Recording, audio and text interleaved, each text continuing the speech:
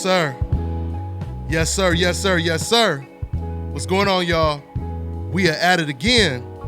DBN Live. Welcome to the show.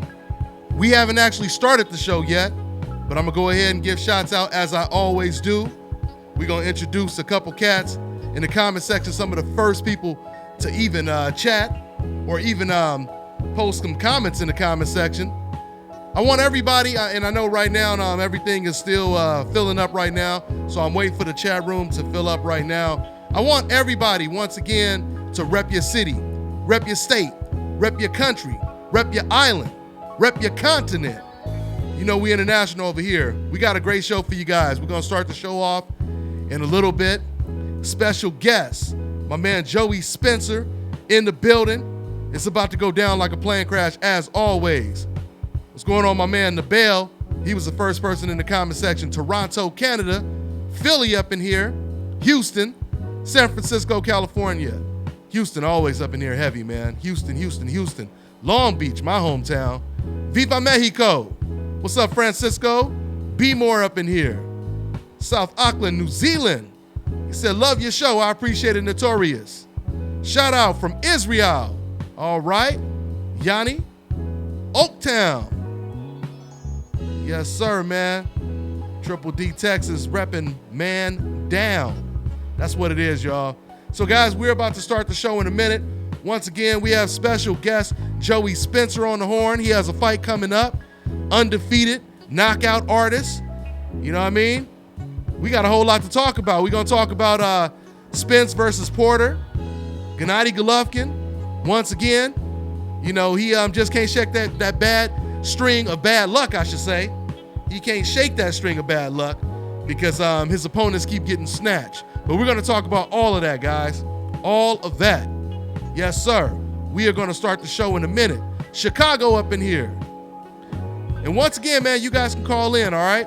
If you guys want to call in, you got anything on your mind, even if you want to holler at Joey for a minute and ask him about his career, you can holler at him for a minute. Oxnard, California. Shout out to DBN. I appreciate that. Yes, sir, man. We just getting started. So, guys, there will be a small pause before we actually start the show. My intro will come on, and then we're going to get right into it, man. Right into it. Yes, sir. Yes, sir. Yes, sir. My man said, who you like in Canelo versus Danny Jacobs.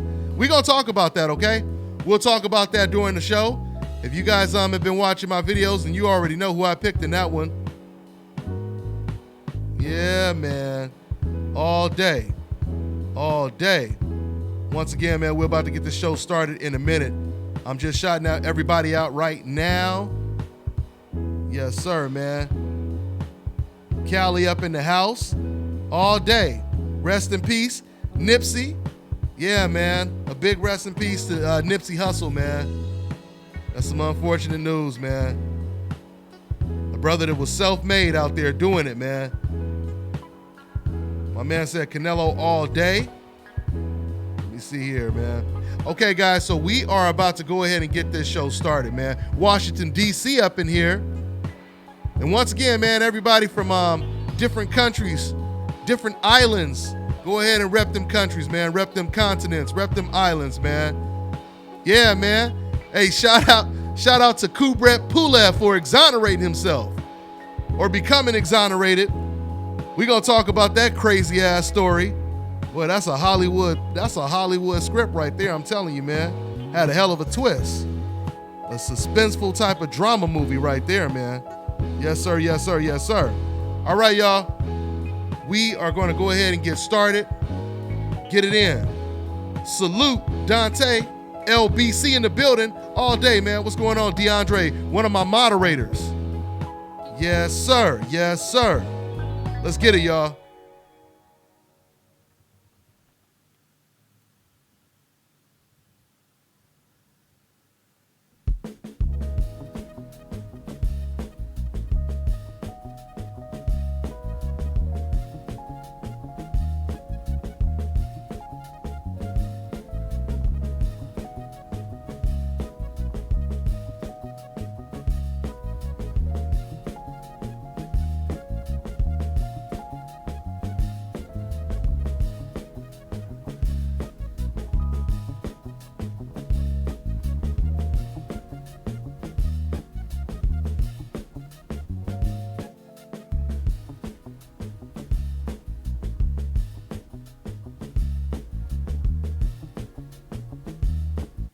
boy Dante with Dante's Boxing Nation. And let me tell you something right now. If you guys are looking for the best fragrance products in the world, you need to go to ashkicking.com. That is ashkicking.com.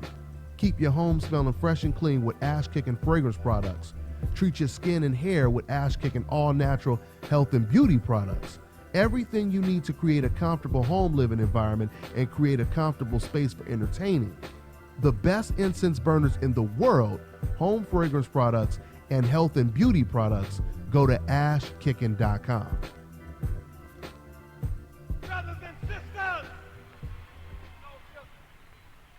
Brothers and sisters, I don't know what this world is coming to.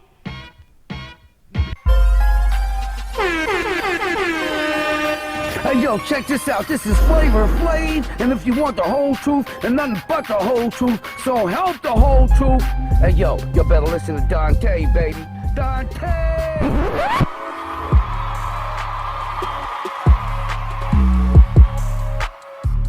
Yes, sir. Yes, sir.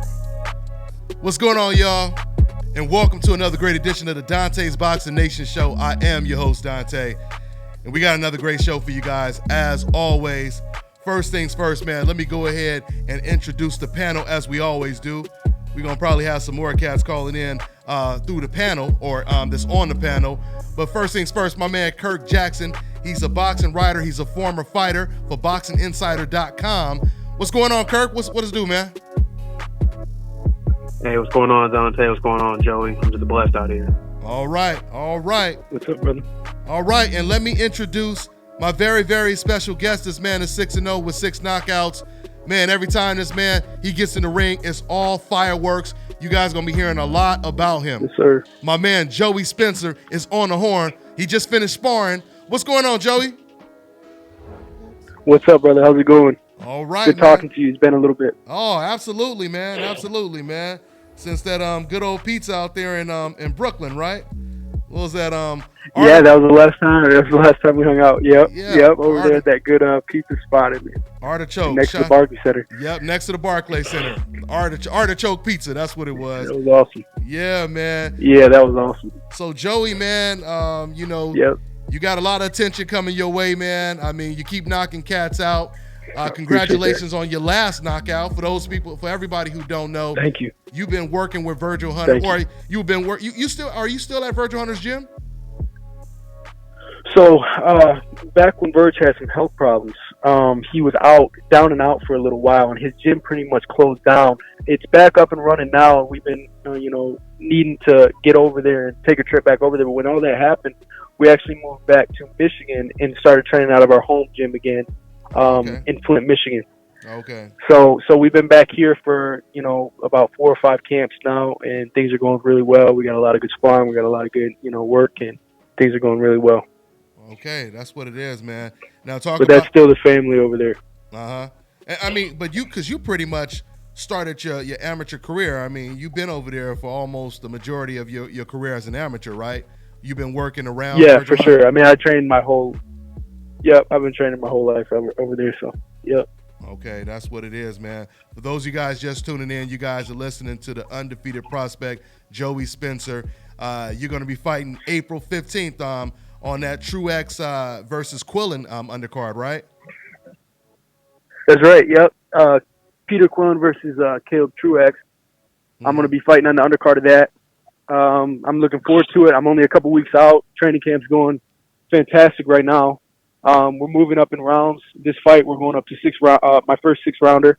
This will be my 7th professional fight, and so I'm just looking forward to kind of reaching that milestone. And it's always a good thing when you start to move up in rounds. And next it'll be 8, and then 10 and 12. So I'm looking forward to all the steps in my career. But this is kind of the first one, or the second one, I should say.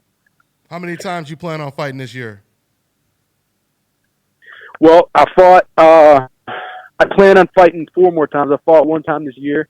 I plan on getting at least 5 in this year total. Maybe more by 1 or 2. Just see where the year takes us. I fought 5 times my first year, and for me that was a pretty good pace. It gave me a little bit of rest in between, and also a good amount of fights. I mean, 5 times is a busy year, so probably 5 is what I'm guessing. Okay. And I know it's early. It's real early. But before we talk about your future, Yeah. do you know anything Yeah. about your opponent? Yeah. You know his style or anything like that? Yeah, I've got a guy, kind of a pressure fighter. He likes to just flip and move his head. It's actually looking like it might be Money Powell's last opponent. The last guy that he fought is by the last name of Frazier. Money So Powell. he's just kind of a stocky. Yep, he's kind of a short, stocky pressure fighter. Likes to move his head and come on the inside. So nothing that I haven't seen a lot of in the amateurs and my sparring partners and things like that. So just kind of more of the same. A tougher dude. He's a tough dude. He's been in there with my good friend Leon Lawson the third. He's been in there with Money Powell, so he's had some good competition. So it's not set in 100% stone yet, but it's looking like it's narrowed down to him. Okay. But what is set is we're going to get to see you fight again on that card, right? That's set in stone. Oh, no doubt. Yeah, that's set in stone. That's 100%. That's good. And Yep, I'm definitely on that card just as far as the opponent goes. They've got it narrowed down to about two guys, and it's looking like it's going to end up being him. Okay. Are they going to air the fight, or do you know, or what? Yeah, absolutely. That's Fox Sports 1. Nice. For sure, so you guys can tune in. It's looking like I'm going to be up right before the main event, before Quillen and Truex. So I fought over there in Minneapolis before also. I actually made my TV debut in Minneapolis at the Armory there in my second pro fight. Nice. So I've had some experience over there as well, and I like the arena. And so, yeah, I'll be on FS1. Everybody can tune in and watch on April 13th. You guys hearing it? You guys are hearing it from Joey Spencer. For everybody just tuning in right now, Joey Spencer 6-0 with 6 knockouts. Yes, He's going to be fighting on this Quillen Yes, sir. versus Truex undercard on Fox Sports 1. Don't miss it, guys. It's always Absolutely. fireworks. Absolutely. I'm seeing flashes Definitely. of Andre Ward up in there. I mean, what other fighters do you see in yourself, man? What other fighters do you see in yourself, Joey? I always say, I always resort back to when people ask me that question, I like to say a little bit of Andre Ward with a little bit of Canelo Alvarez, and I like to work the body like Canelo. I like to, eventually you guys will see me be technical and bring out that aspect in my game like Andre Ward. My new favorite active fighter to watch, and it's kind of been leaning this way, and then after he fought Uzakazi, it's got to be Caleb Plant's my favorite active fighter right now. So I've been watching a lot of him. Nice. And he just had such an amazing performance in his last fight. And he brought out a little bit of the Andre Ward, a little bit of the Bernard Hopkins in that fight, a little bit of Mayweather with the shoulder roll, all that. So I really like the way he mixes it up with, and you can see a lot of the great fighters in his game, So he's kind of the new era, I feel like. I feel like all of us, we're going to see the new era because as the sport evolves, you're going to see fighters with a lot of the old school, retired fighters, a lot of their style implemented in our game. And, so I would say probably for me, I would say a little bit of Andre Ward. I can use some Mayweather defense, and you'll see that in the future when I start to have to, make adjustments and things like that. And I like to counterpunch on the inside like Canelo and work the body as well. So those are a few of my guys right there. Well, since you said you kind of like Caleb Plant, how do you see a Caleb Plant versus David Benavidez fight playing out? Man, that it's because David Benavidez. That's what's so awesome about that division right now is those two dudes, and then also Anthony Durrell now has the title, so that kind of makes things interesting as well. I think they said he was going to fight David next, and David get a chance to win that title back. Yeah, I think Anthony and David fight next. Gotcha. Okay, so basically for me, I feel like that fight, they're both so talented. You know what I mean? I feel like it comes down to, for me, that type of fight is like a type fight like Crawford and Spence. But at the end of the day, I got to give I got to give Caleb the advantage in that fight. I feel like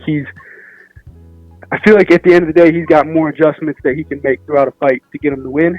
But at the same time, I haven't really seen.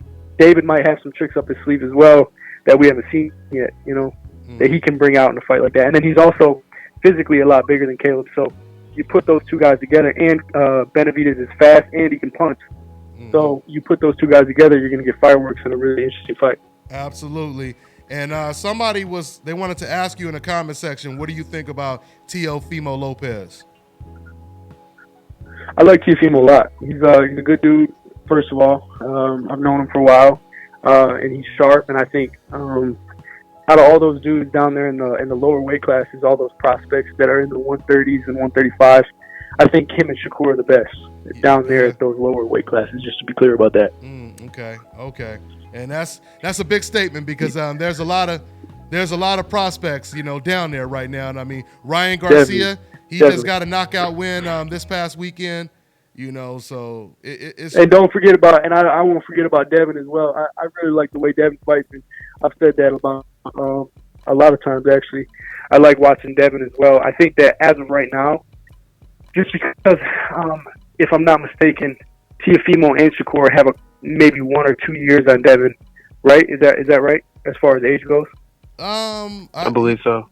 Yeah, I'm not sure. When it comes to the age, I'm not sure. But go ahead. I think they're a little bit older than him, if I'm correct, because I remember Devin was only about a year older than me, and Teofimo was a little bit older than both of us. So I would say that the only thing that Devin needs is a little bit more, like, his body's going to mature into where theirs are. Shakur is really coming into his man strength, and so is Teofimo. You can see that. And, you hear people talking about that a lot. Devin, his fight style, I think, is the best out of all of them, but I think that he's just going to mature into it. He's only 20 years old. The others are, I think Shakur is 21, and so is Teofimo. So a year makes a big difference, with us young fighters. Every year we're going to get bigger, stronger, faster, grow more into our prime, get a little bit closer to our prime. So I like all those fighters, though. And I like Ryan, too. Ryan's got a lot of raw talent. And so they got a good mixture of fighters down there. And they're all going to have to scrap it out one day, I'm sure. Yes, they do. It's going to be good. It's going to be good. Hopefully all of them fight against each other. So, I mean, Joey, you're a middleweight. If there was like a dream match for you, and I know it's premature, it's early, but I'm saying, let's say in a year or even 2, and you see yourself on the big lights, on a big stage, who would it be against? Like, what type of opponents? I would say all-time dream fight would probably be Canelo. I've always said that. Canelo. I always said that just because we're kind of I'm young, but at the same time, he started young too, so he's got a good amount of time left at the top. And I just think that if I get to the top in the next 3 years, say, then there's a fight there, and we're a similar weight class. I'll probably move up to 160 by then, and that would be like my dream fight all time. I'd love to fight because that'd be a huge fight. I think that the styles would match up really well eventually, and it'd be fantastic. So I would love that fight. I'm looking for. I don't know as far as who's going to be at the top in my weight class that's around my age right now. Money Powell just moved up to middleweight. He's a big boy, so we'll see where that comes. He's also a friend of mine too. Okay. So we'll see how that goes. But there's guys like that. Lorenzo Simpson just turned pro at 160, I'm pretty sure. So we've got some prospects coming up at 154 and 162. So things could really, heat up in that way too. Man, big stuff. Once again, for everybody just tuning in, you guys are listening to Joey Spencer, undefeated prospect. He's going to be fighting once again. Matter of fact, I'm going to let you go ahead and tell everybody once again when you're going to be fighting. Let them know what it is, Joey. April 13th, the Army in Minneapolis, Minnesota on Fox Sports 1. Everybody tune in. I'm looking forward to this. I'm in great shape, and I'm just looking forward to putting out a show for all the fans. So everybody tune in. That's what it is, man. Hey, well, I know it's late out there where you're at right now, and I know you just got done sparring. So I want to say, man. Yes, sir. Thanks for jumping on the show with us. Anything else you want to say to the fans before I let you go and get you back on here next time? Everybody just check me out. Follow me on Instagram at Joey D. Spencer. Check out my fight on April 13th on Fox Sports 1. And I appreciate everybody who's supporting me already. Thanks to you, Dante's Boxing Nation. And good talking to you, Kurt, man. It's been a while. So thanks a lot, you guys. Always, family. Yes, sir. Always. All right, take care, Joey, man. Thanks again, man. Take care, man. All right, brother. All right. Have a good one. All right, man. So that was Joey Spencer. Once again, I'm going to be fighting on that Peter Quillen versus Truex undercard. So you guys don't want to miss that. He's a fun fighter to watch. A lot of fireworks. That's what it is. Hey, so my man Kirk, I want to go ahead and get into some of this boxing talk, and you guys can call in if you got anything on your mind. First of all, I see people talking about these rumors of Errol Spence fighting against Floyd Mayweather. Have you heard anything about this, Kirk? Yeah, I did. When I first noticed that, even the Floyd Mayweather or the Mayweather channel, they put out a video about that. And when I saw a headline for it, I was like, oh, it's April 1st. Of course, April Fools. Y'all hear that? You guys hear that? And now that we all grown, people always forget about April Fools. You know what I'm saying? I mean, because I already knew it was pretty much impossible. I didn't think something like that would happen. I mean, Floyd Mayweather, I think Floyd Mayweather, he's passing the torch over to Errol Spence. You know what I'm saying? So he's not going to get in the ring and fight Errol Spence. He's passing the torch over to him. And he's 42 years old. I'm hearing, talks of Floyd Mayweather possibly come out. Somebody told me that he did an interview, and at least Mayweather Sr. did an interview and said that Floyd is coming out of retirement and he's going to fight Manny Pacquiao, or he's coming out of retirement. I don't know if he announced it would be against Manny Pacquiao, but yeah, they're saying that he's coming out. So we'll see. We'll see what happens in that situation. Somebody is saying, Dante, unblock this dude, Christian. They said somebody blocked him by accident. Yeah, you know what? It's not that easy to unblock some of these cats, because I tried to go to my settings the other day and unblock someone that I guess one of the moderators had blocked. And, man, it is thousands and thousands and thousands of people blocked on that list. So I was scrolling looking for names. So, yeah, man, for some of y'all that did get blocked, if we're going to unblock you, I'm going to have to try to find some of them names, because it's not easy searching through all those names. But moving on, and you also have the news. See, because what I heard was Errol Spence. That's what's been reported. Errol Spence versus Sean Porter. That's more logical. The reports for that one, Kirk, is that they're going to most likely fight in September. But, I mean, you tell me, you give me your honest opinion. I just don't think it's a good fight for pay-per-view. I mean, it's a fight. I'm going to watch it regardless. I'm going to cover it regardless. But I don't think Spence versus Porter is a pay-per-view fight. I think Spence versus Thurman, Spence versus Terrence Crawford is pay-per-view, but not Porter. Your thoughts on that, Kirk? I agree with you with that aspect. I think the people in charge, they're going to assess the situation and, use whatever empirical data they can to come up with the decision of if, for one, they make that fight, whether or not they'll make it pay-per-view or just like regular Fox or regular Showtime or whatnot. The only thing that makes it difficult is when you have a fighter like Spence, when you put him on that pay-per-view platform and he's achieved great success, it's hard going back from pay-per-view to like regular Showtime or regular Fox television. So that's the only thing that really catches my eye with that. But I agree. I don't really see Errol Spence versus Sean Porter as pay-per-view, and that's mainly just because of Sean Porter's fighting style. And I mean no disrespect towards him. It's just that, a lot of his fights are ugly, and it's not really aesthetically pleasing to watch, even as a hardcore boxing fan as I am. Mm-hmm. So, I mean, if the fight even happens, for one, I mean, that'll be amazing. It's premature. I mean, it was just reported by Mike Coppinger, who works with PBC, that they're actually negotiating a fight for September. But I mean, even beside, I mean, you have Sean Porter's style, but the fact that he's lost before. I mean, it just doesn't seem like a pay-per-view fight to me. And I wonder. This is why I really wonder sometimes, how does it work? How does it work when it comes to how these fighters are paid if they're on free TV versus pay-per-view? I want to know what the difference is in money. Because I'm thinking Errol Spence versus Sean Porter, that fight would do at least 4 to 5 million views on free TV. You know what I mean? Because that's the type of views that Thurman versus Porter did. Danny Garcia versus Thurman. Those fights did big numbers because they were on free TV. So I wonder, how much is the pay difference when it comes to them doing 5 million or 4 million views on free TV versus them doing straight pay-per-view and selling about 300,000 units, which I believe a fight like that would probably sell. I think it would probably sell around, I don't know, 250 to 300 units, 1,000 units, you know. So, yeah, that's pretty much how I see it, man. Yeah. But and it's also interesting as to where they would hold the fight. I don't think they'd hold it in at the Texas, at the Dallas Cowboys Stadium. They'd probably have it in the East Coast. Yeah. At the Barclays Center. That makes sense. The Barclays Center. I think it would be better. And somebody just said in the comment section, they said, Dante, you going to make Kenny call in again. First of all, correction. We didn't make Kenny call in. Kenny actually randomly called in while we were doing the show. You know, he called in. He hit me like 3 times on my personal phone. And then I finally got him on the horn.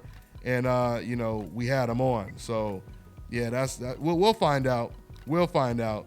And that's, nothing is being said disrespectful about Sean Porter. I mean, Sean Porter, you know, he's a great person, very nice individual, and he's obviously a great fighter. He's a multiple-time world champion. It's just that, you know, sometimes people don't really like how he fights, as far as, like, from a visual aspect to it. So that's all that we're really debating, whether or not his fight with Errol Spence, if it actually happens, is something that people would pay for, pay-per-view wise. Yeah, I mean, and once again, man, I really, and we need to get some of the, you know, the guys behind the scenes on the show so they could break down the math and explain to us boxing fans how the actual salary and purses work when it's pay-per-view versus a free TV type of fight.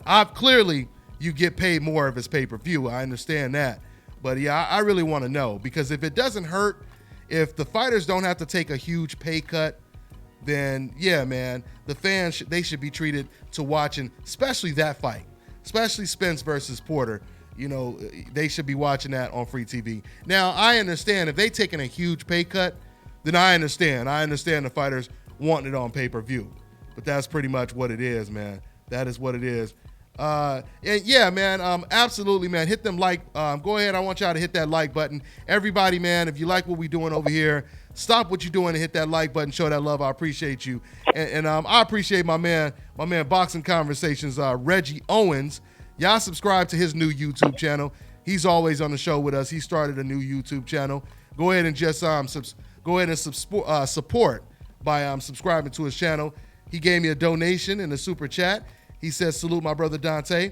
And you shout out to Joey Spencer for coming on the show. Great career moves with you interviewing on the YouTube platforms. Wishing you a Hall of Fame path to legacy, young brother. Good stuff, Reggie. Good stuff, man. So once again, man, if you guys want to call in, you know, I'm always craving to get a decaf on the show, man. We love to get these decafs on the show. But anyway, man, that's what it is. Shout out to another one of my longtime moderators, you know, my man J-Dog in the building. Y'all subscribe to J-Dog's YouTube channel as well. My man J-Dog got a YouTube channel. So subscribe to CSM, J-Dog holding it down. He got that sniper rifle ready to take one of these cats out. Y'all just remember, my moderators, just remember, man, if somebody talking reckless, I want everybody, not just my moderators, but somebody talking crazy in the comment section, tell them to call in. You know what I'm saying? Because not too many people have a platform like this where instead of us going back and forth typing, we can have an actual conversation right now. So all the crazy stuff you guys say in the comment section, you guys can call in right now. That's what it is, man. We want to hear from you guys. Money Pal in the building. Hey, I appreciate you, my man Money Pal, man. He went and donated to his boy. He said, what's up, fellas? It should be Spence versus Crawford. That is only true solution for worthy pay-per-view. Man, elaborate on that point, Money. Money, you there? Oh, okay. Somebody just called and I thought it was Money. Okay, Money, he told me he's on the road right now. But we're going to go to the phone lines in a minute. But, I think Money, he'll probably call in once he gets off that road. You know, right now, guys, it's 9 in the morning right now for me, man. So it's 9 in the morning. I just woke up. What's up? Speaking of that, Dante, I'm not sure if you've seen the recent comments from Terrence Crawford and from Bob Arum, basically saying that they want to make the Errol Spence fight next after the Amir Khan fight. Now, do you think that they're blowing smoke and pump faking, or No, you think that's legitimate talk? No, Kirk, I believe Aram. I think Aram really. We know Terrence wants it. We know Terrence wants it. Oh yeah. I believe Aram. He really wants to fight. I believe Aram. He miscalculated a couple years back when I asked him. Don't you think it would make a lot of sense for you to start working with PBC so the fans can get all the fights they want? And you remember he walked away from me. He said no, and he just walked away. Right? That was the end of the interview. He like, hell no, I ain't working with Al Hayman. Now and all of a sudden he like, let's make the fight, and Al doesn't want to make it. No, I think Bob Arum, he understands he's going to have to work. I mean, you're going to have to come to your boy. You know what I'm saying? As Roy, what did Floyd used to say? All roads lead to Floyd. You know what I'm saying? All roads lead to Al Hayman right now. Almost all roads lead to Al Hayman. You know what I'm saying? So I think Bob Arum, he understands that. Now, don't get me wrong. Now you have Eddie Hearn and DAZN in the mix as well. But, when it comes to Al Hayman, Bob Arum, he understands that's a huge fight. He understands. I mean, realistically, it's the most significant fight, and it's the biggest fight in boxing. Errol Spence versus Terrence Crawford. And there's never been more of a 50. Kirk, you hear me? Okay, hold on, guys. Hold on, guys. We are having a problem right now. Hold on 1 second. I don't hear Kirk. Hold on 1 second, guys. Hey, Kirk, you hear me? What happened to my cats on the line? No, I don't hear you, Kirk, and I don't know why. Hey, hold on, guys. We're having some technical difficulties right now. Let me see what's going on here. Why I don't hear you, Kirk? Let me see. Hey, Kirk, do me a favor. Just hang up and call back, man. Let me see if this other guy is, if I can hear this other person. I'm going to take another call. I'm going to take a call real quick. Okay, we got 410. What's going on? What's your name? Where you calling from? Okay, something wrong with the phone lines. Something is wrong with the phone lines. Hold on, guys. Something's wrong with the phone lines. Give me a second, guys. Give me a second.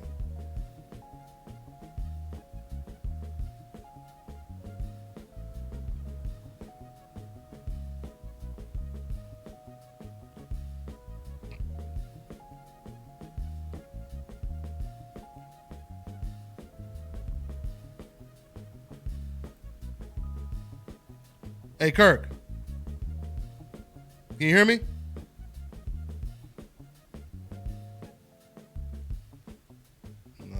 What's going on? Hey, y'all, hold on for a second. We having some issues with the phone lines right now. Let me see what's going on here. Give me a second, y'all. I'm gonna try to reboot this and see what's going on with these phone lines. I don't know, man. Everything was going good, and all of a sudden, I couldn't hear nobody.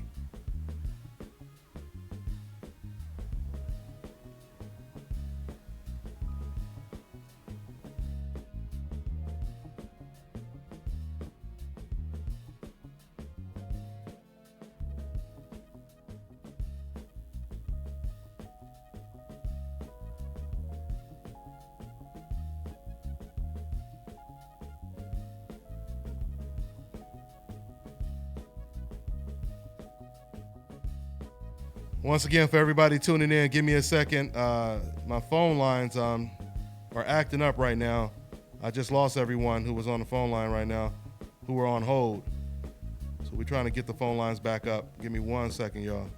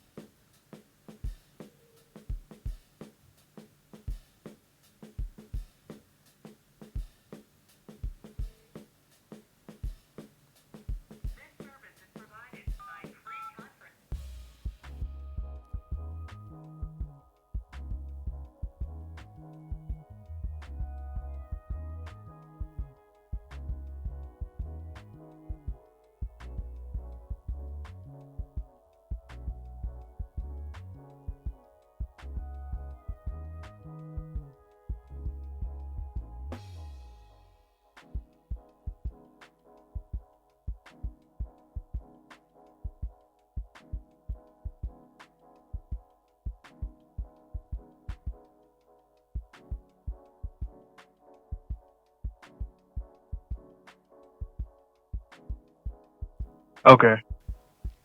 Okay, y'all. Okay, I got Kirk back on the horn. I don't know what happened, but anyway, you guys once again call back in because I just rebooted everything. So you guys feel free to call back in.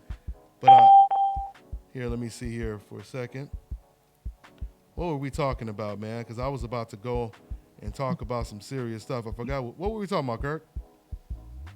We're talking about Bob Arum if he's serious about making the Errol Spence and Terrence Crawford fight. Okay. Yeah, no doubt about it. Like I said, man, just to reiterate, yeah, I truly believe Bob Arum, he understands he's going to have to work with Al Hayman to make some of these huge fights. He's already worked with Al Hayman when it comes to Mayweather versus Pacquiao. And once again, one of the biggest fights to be made is through Al Hayman. So, yeah, and honestly, I think that fight is going to happen next year. I'm not in that much of a hurry to see it because I like the fact that we have two of the best fighters, brothers from America. You know what I'm saying? It's like we got the Michael Jordan and the LeBron James in the same division, and it's just cool that, right now they holding it down and looking dominant. So, I'm not in a hurry to even watch the fight, but once again, it does make sense after Errol Spence disposes of Sean Porter and Terrence Crawford demolishes your boy Amir Khan, the fight makes all the sense in the world. Speaking of Amir Khan, what did you think about Amir Khan sparring with Devin Haney, Kirk? Did you get a clip of that?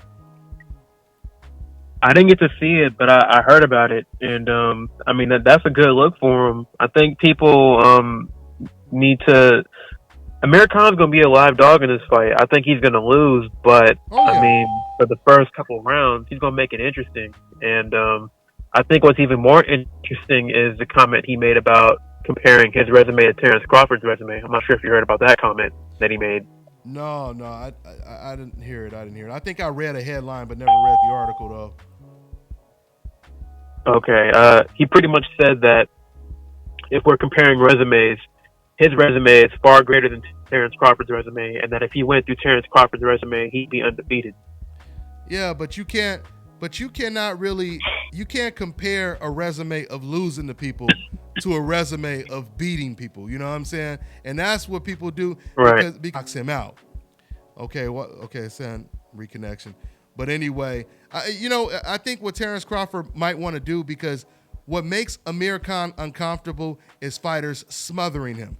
Fighters like Lamont Peterson, fighters that smother him, they take away his outside game. Those are the fighters that really make him look bad, So it'll be interesting to see if Terrence Crawford tries to box him or he actually fights him. Kirk, you still there? Okay, I see what's going on. I see what's going on. I don't know why, but I keep getting a disconnection. It's saying that my live was disconnected, and once I get that message, it reconnects, and then once it reconnects, I lose everybody again. So that's what's going on. Here, let me try to get him back on the horn. I'm gonna have to refresh again. Hey, you guys don't go nowhere. This on hold right now. I'm just gonna refresh right now. Give me a quick second, because I got some stuff I want to talk about. I want to talk about this Golovkin news. Jamal Charlo taking Golovkin's his opponent. At least that's what everybody's talking about right now. We're going to talk about that situation in a second. Give me a quick second, guys. One more time.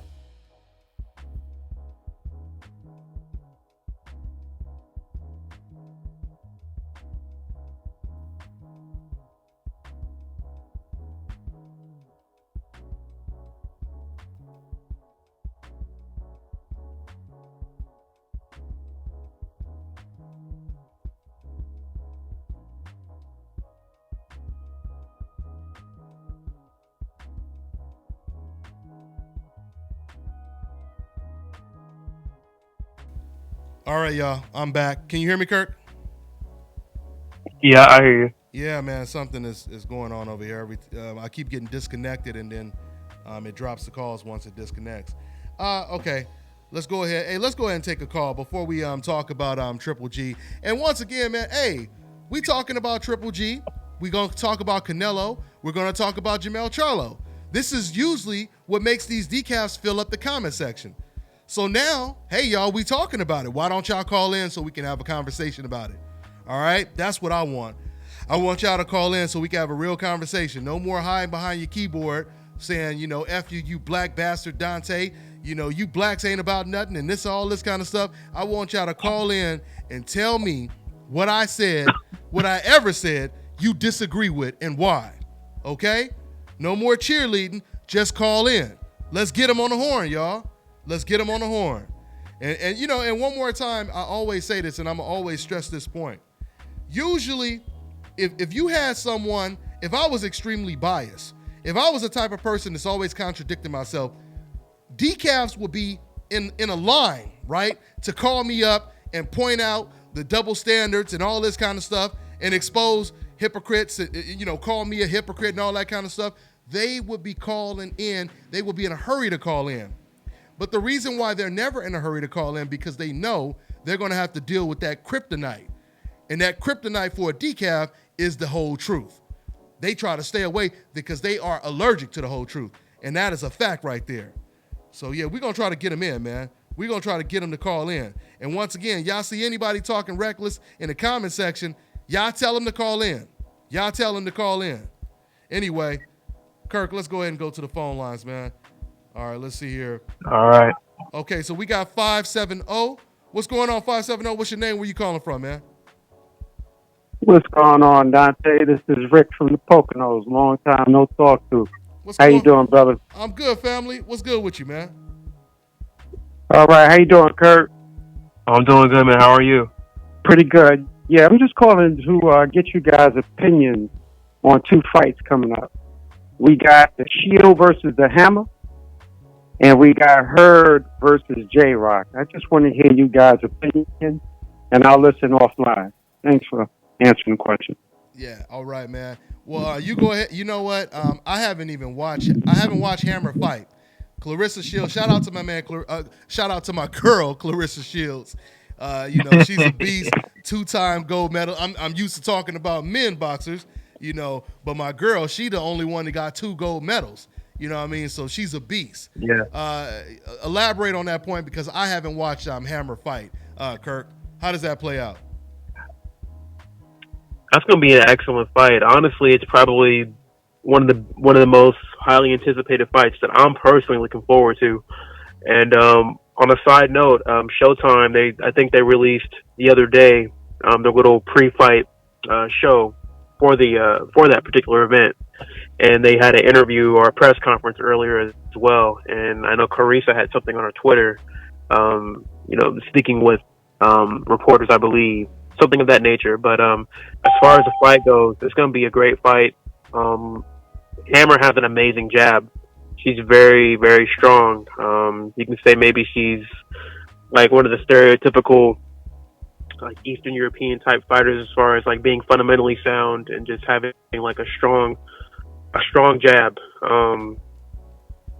Clarissa's gonna have to get inside. She's gonna have to move. She's gonna have to get her off balance, make her uncomfortable, work her on the inside, and keep from getting clipped from the outside on her way in, and just be smart. It's going to be a good fight. It's going to be a good fight. That's all I can really say. Yeah, and she has that height and that reach. So yeah, it's going to be interesting. She's a big girl. I was looking forward to watching it, and I'm gonna go ahead and do some homework on Hammer, and I'm gonna do a breakdown now since he done brought it to my attention.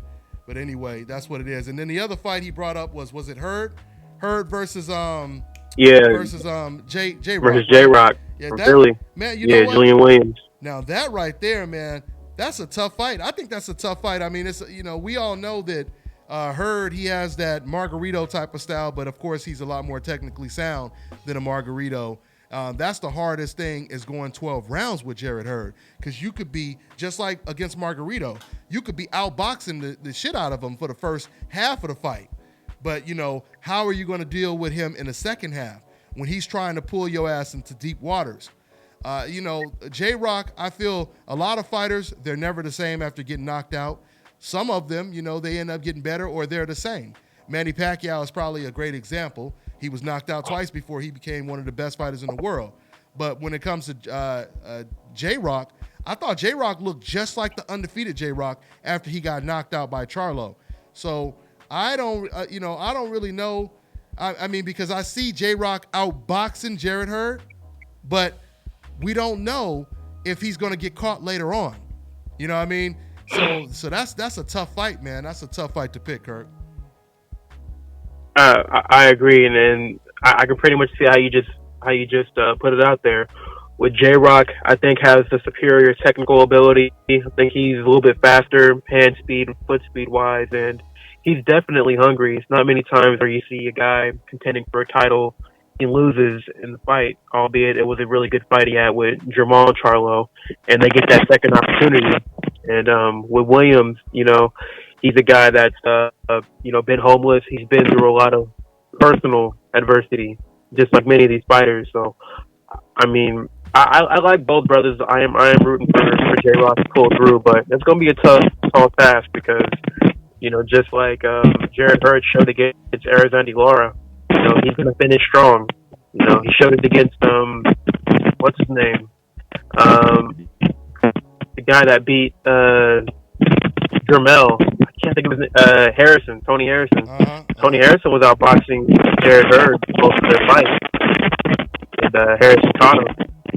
Same with Austin Trout. So, I mean, it's going to be a really good fight. It's going to be a war of wills. And Julian Williams is going to have to fight an excellent fight for all 12 rounds. Mm-hmm. Yeah, absolutely. I mean, he has, the fact that Hurd, he has that eraser, if you will. I mean, he can't end it with one punch like a Deontay Wilder, but he overwhelms you. He overwhelms you eventually. The walls continue to close in. He walks through all types of punches, and it's hard to deal with that pressure. When you have a seasoned type of fighter like Erislandy Lara, who knew what to do in there, he understood what he was up against. He knew that Hurd was going to be stronger in the later rounds, but even he couldn't get away from those walls closing in. So somebody that experienced, still fell, victim to them walls closing in. It's going to be tough for Hurd, for J-Rock, or anybody at that matter that fights against Jarrett Hurd. And once again, man, it's too bad that Jarrett Hurd, he ain't on that hope list, because, boy, they would be loving the hell out of him right now, because ain't that what they say they like? They say they like Mexican style, right? They say they like aggression and fighters getting hit and fighters, that they're not scared to get hit and all that kind of crazy stuff they say. That's what we see in Jarrett Hurd. He gets hit. He comes forward, he knocks cats out. But yet, they ain't talking nothing about him. You know what I'm saying? They ain't talking about him like he a Gennady Golovkin, but we know what time it is. So with that being said... Well, Go ahead. No, I was going to say, also, you got to keep in mind, too, he was there firsthand when Tony Harrison beat Jermell in that upset. So he doesn't want that same thing to happen again. He's going to make sure that he takes care of his end of the bargain as far as beating who's placed in front of him, no matter if he is the favorite fighter. So he doesn't want to have any slip ups for sure. Yeah, but this is a tough matchup, man. This is a tough matchup. Now, I want to. Now, before I take another call, and guys, I will take another call. Thanks for holding. I want to talk about this situation, Gennady Golovkin. Man, oh man, oh man, oh man. So Gennady Golovkin, he wanted to fight against Brandon Adams. They reached out to him, and now the reports are Jermall Charlo is going to get the Brandon Adams fight, and that messes up Golovkin's plans again. Now you remember, Kirk, when he wanted to fight, when the WBC ordered him to fight Jermall Charlo, and he avoided Jermall Charlo. He was trying to fight the Japanese fighter at the time. What's his name again? Who lost to Rob Brandt? What's the Japanese WBA regular champ? I forget his name. Inoka or here. What you guys tell me? What's his name, guys, in the comment section? The Japanese fighter that lost to Rob Brandt. But why they go ahead and tell us his name? That's who Golovkin wanted to fight, right? He wanted to avoid Jermall Charlo. Murata. Thank you, DeAndre. Murata, Thank you. So he wanted to fight against Murata, right? And then Rob Brandt beat Murata. Then he wants to fight Brandon Adams. Jermall Charlo takes his opponent. And I think that's a smart I think that's a smart idea when it, for Jamal Charlo. Because Jamal Charlo is like, look, you ducking me. You won't fight me. You trying to fight these opponents. I'll tell you what, I just take your opponent. So now you forced to pick someone else. And you might end up being forced to fight someone even better. But I forget the name of the other guy. There's some other guy, I think he has like 4 knockouts. I forget this. It's a nobody. But that's somebody else that Golovkin was looking at. It's some dude, he has 4 knockouts. That's all I remember, you know. So, of course. Yeah, Golovkin, I mean, I keep telling these fans. And once again, you fans that love to fill up my comment section defending Gennady Golovkin, this is your chance to call in. Call in and tell us what we are saying that logically does not make sense. You know, so anyway, Kirk, he in a bad situation, man. I don't know who he's going to pick. Hey, but Kirk, this is what I'm trying to figure out. And I can't wait to ask Eddie Hearn next time I send, you know, one of my guys out to interview him. You know, is he going to get a pass with this 6-fight deal, Kirk? That's what I want to know. Are they going to just spoil Golovkin like HBO did? Are they going to allow him to just fight whoever he wants and pay him millions and millions of dollars, Kirk? That's what I'm trying to figure out, because it seems like it's hard to get to the finish line of 6 fights without fighting at least one of the tough guys outside of Canelo. Right, Kirk? Exactly. He's going to have to. He's going to have to. And, you know, just going back to Golovkin and Jamal Charlo, there's people out here complaining, saying that they should hold Jamal Charlo to the same standard as Golovkin, where some people were critical of Golovkin for trying to fight Adam and are saying that we should maintain that same energy for Charlo. My thing is this: if Golovkin is regarded as a way better fighter than Charlo, then why is Charlo being held to the same standard? He shouldn't be, right? If he's point. If Golovkin is that much greater. Great point. So, great point. I mean, people need to really, they need to assess the energy and how they assess these fighters. And, yeah, Golovkin, he's made a career of not fighting the best opposition available. People have said he's been ducked for years. I mean, you can argue back and forth whether or not that's the case, but I always figured if you can't find guys to fight you in your own division, at some point you should move up in weight, or even move down in weight to fight someone even greater, or you know, do what you got to do to prove that you are as great as you say you are. And you know, Golovkin has not done that throughout his career. So yeah, I mean, yeah. It ain't gonna change now. Absolutely. And on top of that, for the fans, once again, you know, because these decafs, and that's why we call them decafs. Decafs, for my new subscribers, it stands for dumb, casual ass fans. For some of these fans that say the most dumbest stuff, like, hey, well, I thought you guys was calling Golovkin a cherry picker, just to add on to Kirk's point, and you turn around and you say, what about Jamal Charlo? He's cherry picking. He's trying to fight the same opponent. I don't see you guys saying anything about that. But the difference is Jamal Charlo wants to fight Golovkin. Jamal Charlo, he wants to fight Canelo. If it was up to Jamal Charlo, neither one of them would be fighting Brandon Adams. They would be fighting each other, right? So you cannot. So when you have a fighter like Jamal Charlo who's trying to fight the best and the best don't want to fight him, you can't criticize him for who he's fighting. But then at the same time, they want to turn around and they want to defend Golovkin for him fighting anybody. Right? They'll defend him, but then they'll say that Jamal Charlo, he doesn't deserve to fight Golovkin because he fights bombs and et cetera, et cetera, et cetera. Yeah, man, there's no doubt about it. Matter of fact, I'm going to do a poll, and it's going to be a separate video. So, you know, when I upload this video later on, you guys will see the icon in the upper right-hand corner. I want you guys to click on that little icon, and I want you guys to pick, who should Golovkin fight next? Should he fight the WBO middleweight champion, Demetrius Andrade? Should he fight, what's the guy's name? Help me out, Kirk, the one that just had the tough fight with Jamal Charlo, Matt Korobov. Yeah. Korobov. Yeah, Matt Korobov. Should he fight Matt Korobov? Should he fight Sergey Derevyevchenko? Or who else? Who else is out there? Who else would be a good opponent for him to fight? Because I guess we can't add Brandon. Why not Rob Brandt? Rob Brandt. Yeah. Or yeah, so Rob Brandt, or let's say Murata. Matter of fact, let's throw David Lemieux in there too. Because I know some of y'all gonna be like, man, I want to see him fight the easiest guy. What kind of fans are these, Kirk? I don't understand this, man. What kind of fans are these? How are you loyal to Gennady Golovkin. You're a fan of his, but you personally don't want him to fight tough competition. I mean, that makes no sense to me at all. And, well, I guess actually it does make sense, because what it means is they're admitting everything we say. It makes all the sense in the world. They're admitting that they know that he will most likely lose to these guys. Golovkin's fans don't even have confidence in him. His fans don't even have confidence in him. You know that's bad. You guys know that's bad.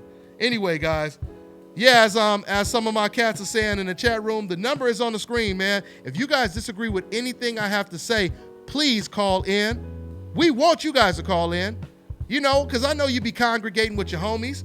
That black bastard Dante, that black bias bastard.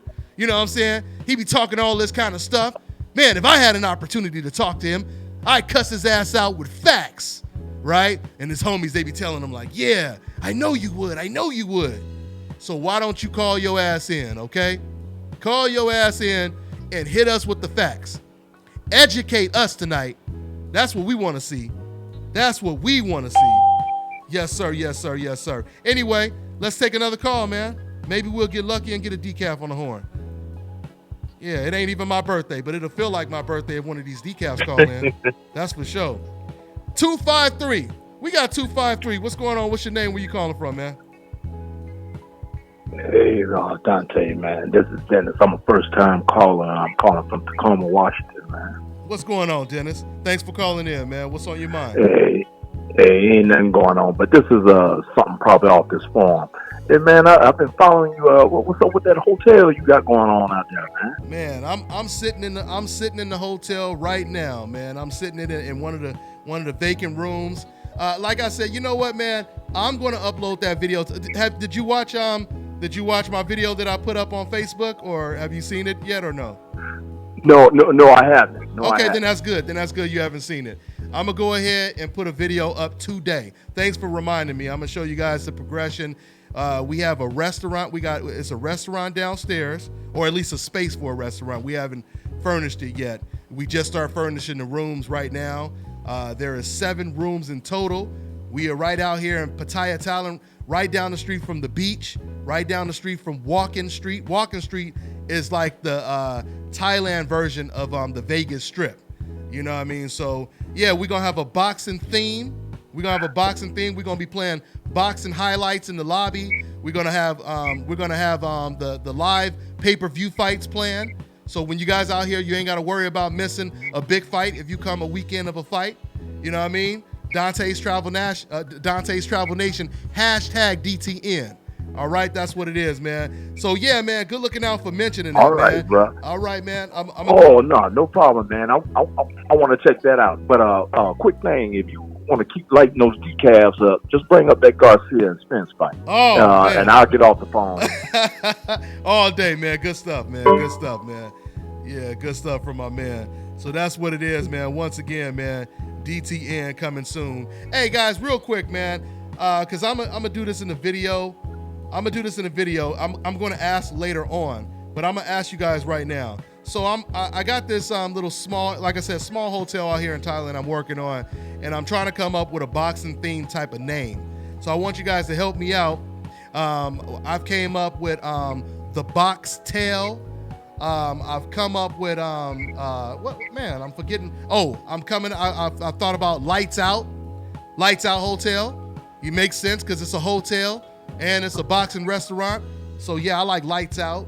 I even like Sugar Ray's, man. I like Sugar Ray's, regardless if my name is Ray or not. I like Sugar Ray's.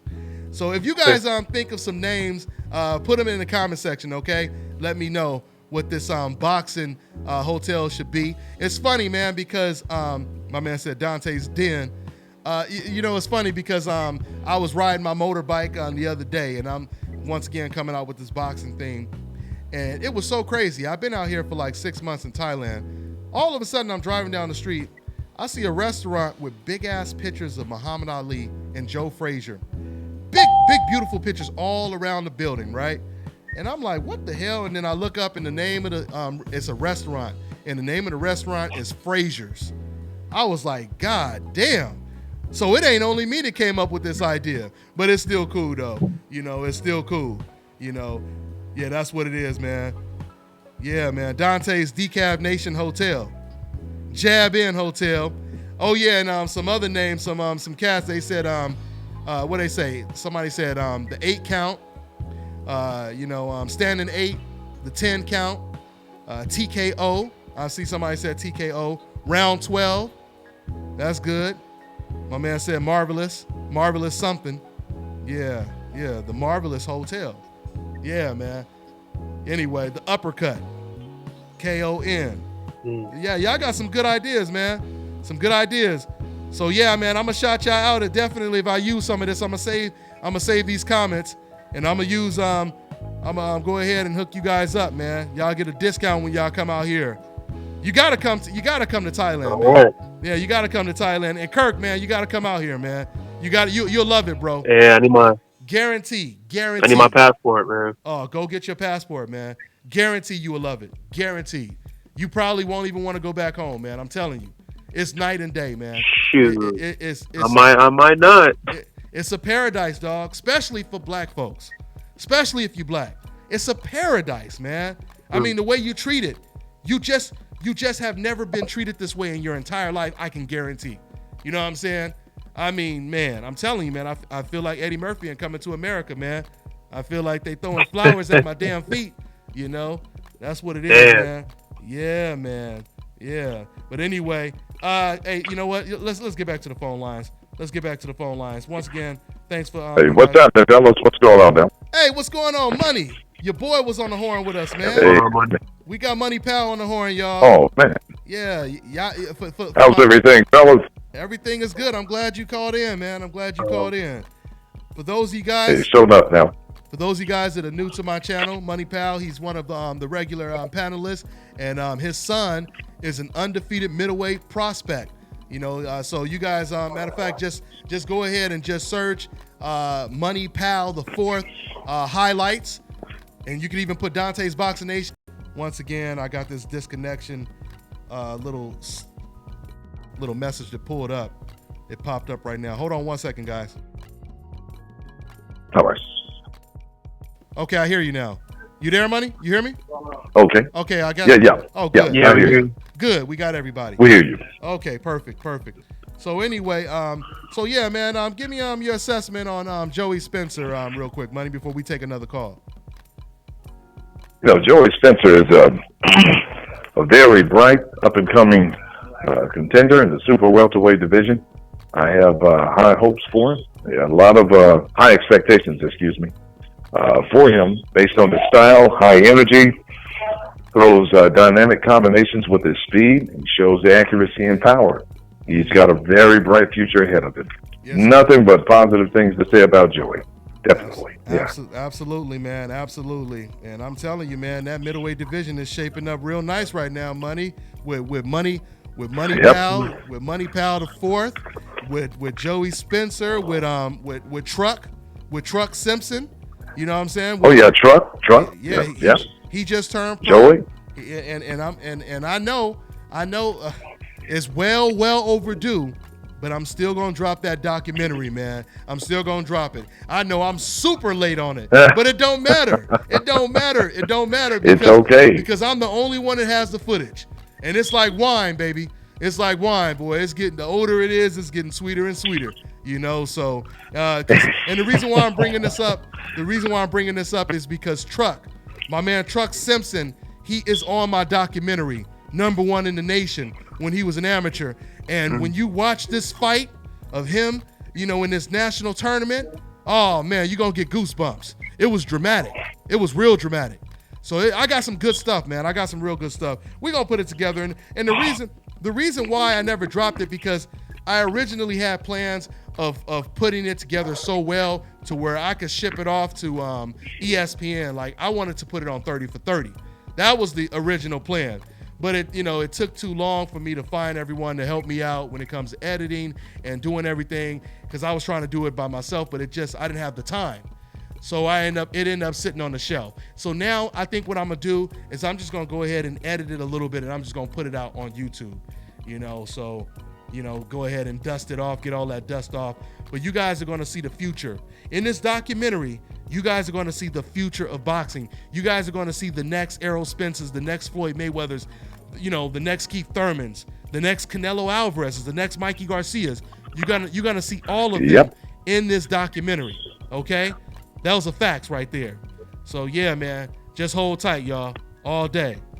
Yeah, and when it comes to that restaurant, man, I'm gonna be serving American food, American soul food, Mexican food, and Thai food. For those of you guys asking, I'm gonna tell you, do you guys know a lot of these cats, they didn't even know what Mexican food was? A lot of these cats, the girl I was talking to, she didn't even know what a Mexican was, to be honest with you. I had her thinking, that I had invented tacos for the first 1 month. And I know it's cold blooded, but I had to take the credit. I had to take the credit, man. I'm sorry.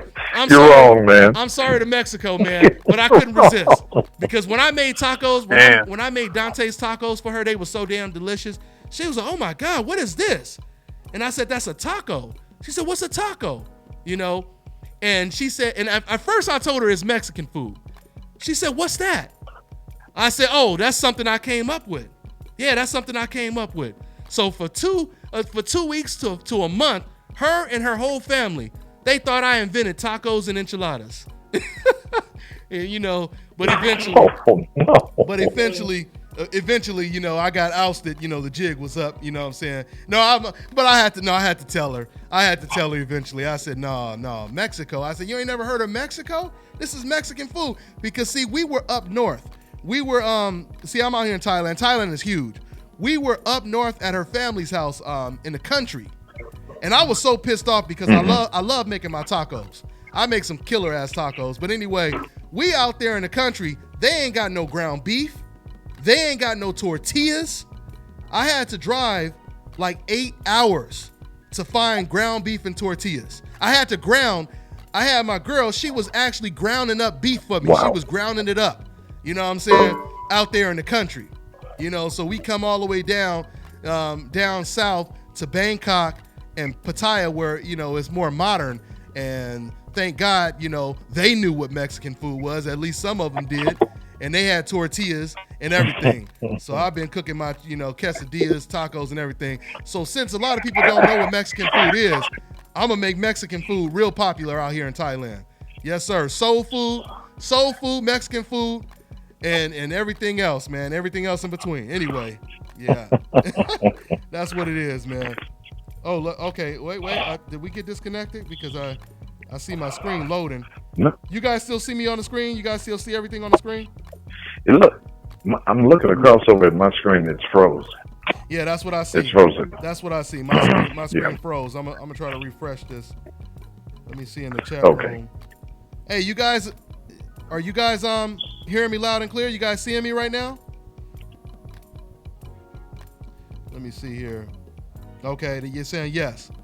Okay, we back. It froze up for a minute. All right, let's get back to boxing. Okay. Enough of Dante's Cooking Nation. Let's get back to we going from DCN back to DBN. You know what I'm saying? Yes, sir. Yeah. Okay. Let me go ahead and get this back in. Let's take another call. Oh, what's going on, Reggie? We got 323 on the horn. What's going on, Reggie? Man, what's happening, Dante Nation? What's happening, Kurt? What's happening, Money Kyle? What's going down? Hey, what's happening, man? All right. Oh, man, nothing. Hey, I was excited over the weekend to, not that I like to go against fighters, but just to see, kind of the pie thrown in the face of Bob Arum and ESPN. They're propping up, the Eastern European thing they got going through. And it's with Ray Robinson being able to expose, what is that, Mean Machine, making him look like an ordinary guy. And also, Boasted looked very bad until Ngumbu ended up having that injury. But both of those ESPN fighters were exposed over the weekend. And a lot of people were butthurt behind that. Absolutely. Hey, Money, since you just got on the horn, man, give your thoughts on that, man. Go ahead and react to that. Yeah, I saw some of the highlights of it. I really didn't get a chance to really see the full fight. But what I can tell you, some people, like Reggie just said, I think some people were sitting there like, I cannot believe what I'm seeing right now. This guy, Ray Robinson, are you serious? This guy is like right in there like that. Like, it's like, what are we saying here? Is this, like Buster Douglas about to happen again? At least to a certain extent. It's like, man, I didn't see the other fight, but I did see some highlights on that, and I 2 times, and I was like, okay, you may want to rethink some things. Yeah, and Andre Ward, he was real critical of Govstick. You know what I'm saying? He was really critical of him. He said, he questions his intestinal fortitude, basically. How tough he is mentally. That's what he said. So, hello? Weren't they? Oh, okay. Weren't they trying to match him up with Crawford? Who? Yeah, Nina. Hey, Money. Is Money talking? Is Money talking right now? It sounds like Yeah, I think that is him in the background. Yeah, I'm hearing him from far away. Should be a good fight. Hey, Money. I don't know what was wrong. Money, but, we didn't hear you the whole time. We didn't hear you. It sounded like you was far. It sounded like you was across the street and left your phone in the house and you were talking. Oh, you know something? I think my headpiece came out, but just in short, Ray Robinson probably gave himself a credibility boost. Emmanuel Aline is matched up with Matt Korobov in May, I think May 11th or May 18th or something like that. So, and my son had good work with him. So, which one? He had good work. Hey, which one? Emmanuel? Right? With Emmanuel, yeah, with Aline, yes. Okay, okay. That's what's up, man. Hey, that's Aline had good words for Money too. He said, "Hey, man, you're going to be a world champion." Mm-hmm. Yeah, that's good stuff. Yeah. Let's go ahead and go to another call, and we'll go ahead and wrap this up. I know it's late for you guys out there, so we're gonna wrap this up shortly. We got 410. What's going on? What's your name? Where you calling from? Dante, what's good, man? What's up, man? What's your? Hey, man, this is Ray from Baltimore, man. Hey, listen, I called like a couple weeks ago talking about Earl Spence, man. I looked at the replay. You cut me off, man. Did I cut you off? It's all good, though. My bad. Yeah. This is we was talking about them decals and them races, man. And I know I was a little long with it, but I was a little passionate. You know what I'm saying? I was talking at the time, but. First of all, what's up to the fellas in the room, man? Definitely shouting you out, what's man. Happening? He said, "Hey, man, been kind of down the last 24 hours with that tragedy that happened in your neck of the woods, Dante. You know what I'm saying? It's been kind of Nipsey Hussle. It's been kind of yeah, man. With the circumstances, yeah, man. With the circumstances surrounding that, man, it's crazy, man. But let's get back to boxing. Mm-hmm. Big shout out to Al Hayman, man. You know what I'm saying? For putting together what he's putting together. Cats always seem to hate on him. And Dante, I pay attention to your videos, man. I dissect them. I listen to them back to back because I love the content, man. Good looking. They'll never get on the Tyson Furies from fighting the Tom Schwartz. You feel me? They root for Bob Arum to put on easy fights. And they give them excuses for putting on easy fights. It's the same thing they was doing with HBO. Now they doing it with Triple G. You know what I'm saying? At the end of the day, you know what I'm saying? All the pundits want to make Al Hayman, Sam Watson, and those guys out to be the bad guys of boxing because they're paying these fighters the right way, man. They're giving these guys the platform, and for the most part, they're trying to keep them active on the different platforms that they keep them active on. So to bring the whole point home with Triple G, man, Triple G would have got smoked out by one of them PBC guys if they would have brought him over there. Oh, no doubt about Triple G know where he was going, man. Yeah, Triple G is a fraud, man, and I'm saying this to all the D-cast that's calling in, man. Triple G is an out-and-out fraud. You know what I'm saying? Like, at the end of the day, they lucky gave Rosado eyes was cutting. They tried blaming on the flu. Oh, Triple G was sick. Oh, Triple G let people hit him in the face, man. At the end of the day, he's a fraud. He can't find the kind of opponents that's going to make him look good. You know what I'm saying? At the end of the day, when people got their prejudice, man, they let it out when you make them feel comfortable, i.e. the situation with the interview that you did with Abel Sanchez last year, man. You know what I'm saying? When people feel comfortable about, you know what I'm saying, what their real approach is, you know what I'm saying, you gotta keep on letting them talk so these cats can really see, and the real fans can really see what the truth really is. Yeah, you let them hang exactly, man. So, you know, the bottom line is, man, hey, listen, shout out to Al Hayman. They hate on the brother that's doing it. Deontay Wilder can never get away with fighting a Tom Schwartz. If he fought a Tom Schwartz, or, you know what I mean, they'd crucify him. If Charlo will fight, you know, a lot of the white guys that Triple G talking about fighting, man, they'll crucify him, man. Yep. You know, the black murderer's role is real. You know what I'm saying? The next target is Errol Spence. Yeah. You already see they're gonna have a little fight, or they talking about the fight between Pacquiao and Thurman. You know what I'm saying? Errol Spence and Crawford gonna have no other choice but to fight each other, because at the end of the day, nobody gonna want to smoke with them. But listen, shout out to Al Hayman and what Al Hayman is doing, man, because these DCats, I've never seen people in my lifetime hate on good matchups, hate on boxers getting paid, and you're not getting paid by any stretch of imagination. It's crazy, man. So absolutely. Shout out to Al Hayman, shout out to PBC, Playboy. Hey, man, thanks for all the good stuff, man. And you know, it is crazy, man. It really is crazy, because once again, you know, they actually hate on some of these black fighters even more when they're successful. You know, it's like, you know, if someone were to criticize someone saying, oh, they live in the hood, they're poor, right?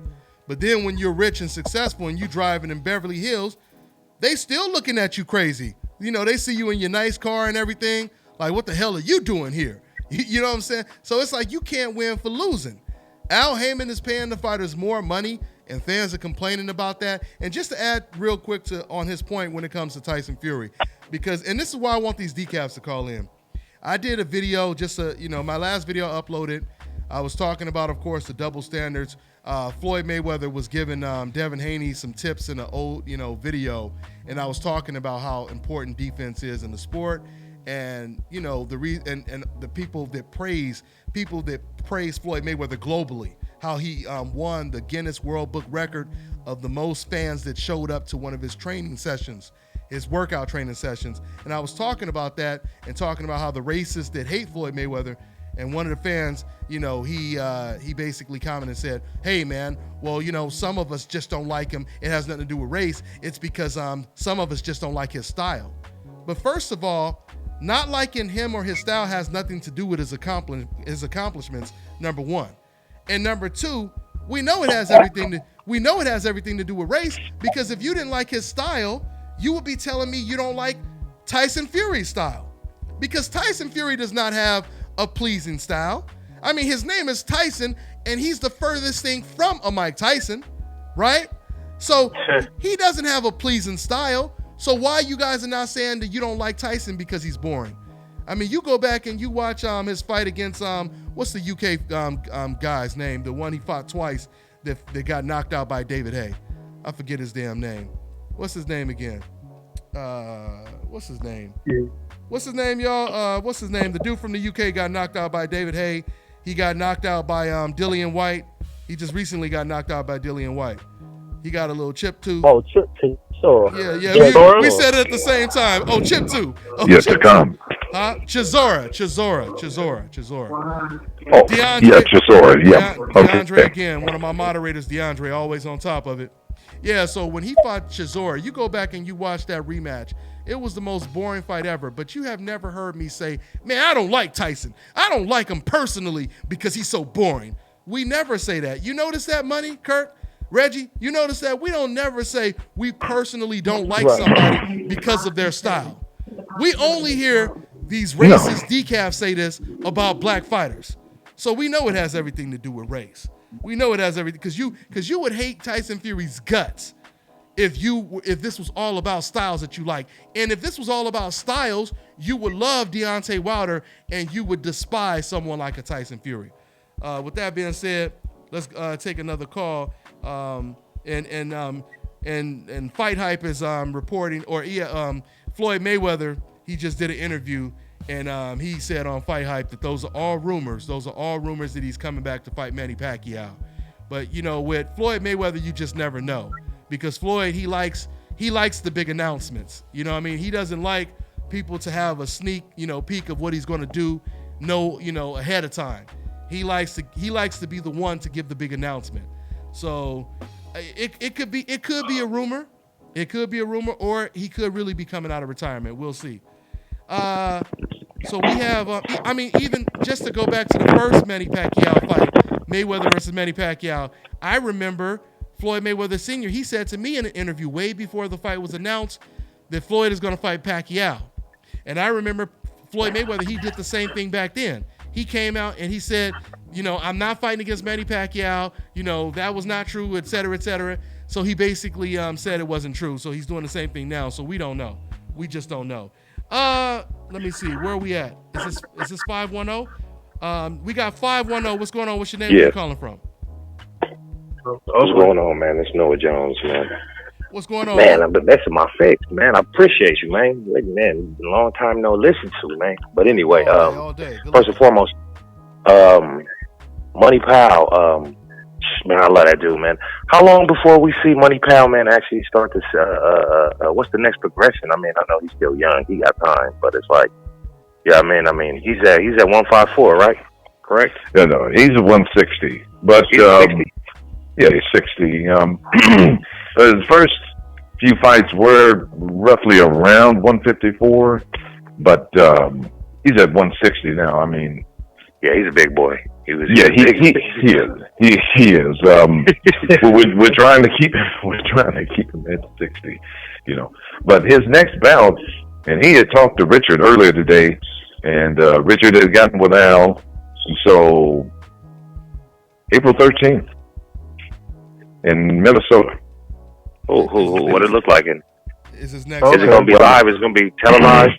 I don't think it's going to be televised. I'll keep Dante, informed. Man, you got to record it and put it on Dante's Vaccination, man. That's of course, you already know I am. Yeah, we already. Man, that's what it is.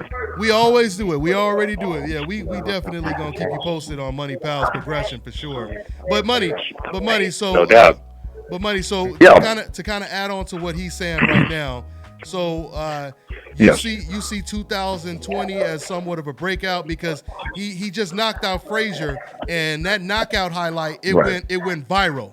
It went viral. I was seeing it on Instagram, like 100,000 views and all kind of stuff. It went viral. It was everywhere. That was wild. I had people. Yeah, what's that? No, I was going to say. So what's next? Do you see 2020 as like some type of breakthrough, for him maybe fighting against some title challengers, some cats that fought for a title, or maybe another undefeated prospect? Do you see something like that happening, like maybe 2020 or what? Yes, he and I, along with his coach, had talked about that as well. It's only a matter of what's happening this year. Sometimes I'll send to his promotion company, like, hey, what about this guy or that guy?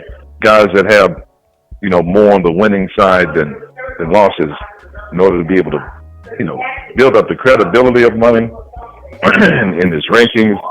So, but we'll see what's going to happen. We'll see what's going to happen. Well, Money, you better be careful, man, because in a minute, Golovkin, he gonna start stealing y'all opponents.